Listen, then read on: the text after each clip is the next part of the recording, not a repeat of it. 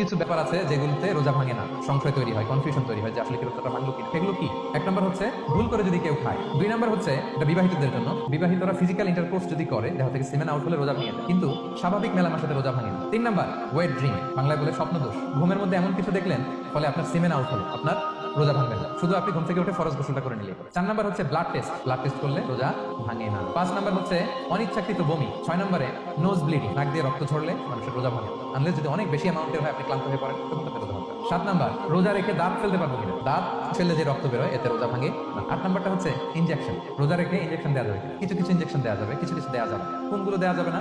Energetic injection দেওয়া যাবে, যে ইনজেকশনে ফুড সাপ্লিমেন্টারি আছে, যেটার মধ্যে নিউট্রিশন ভ্যালু আছে, এই ইনজেকশনগুলো দেওয়া যাবে। কিন্তু পেইন কিলার যে ইনজেকশনগুলো আছে এটা দিতে পারবেন, অ্যান্টিবায়োটিক ইনজেকশন দিতে পারবেন, অ্যানেস্থেটিক ইনজেকশন দিতে পারবেন, এই জাতীয় মেডিকেশন ইনজেকশনগুলো দিতে পারবেন। নয় নম্বরে কিছু কমন ব্যাপার আছে, এর মধ্যে এক নম্বর হচ্ছে টুথপেস্ট, রোজা রেখে টুথপেস্ট দিয়ে ব্রাশ করা যাবে কিনা? যাবে, কিন্তু না করাই ভালো।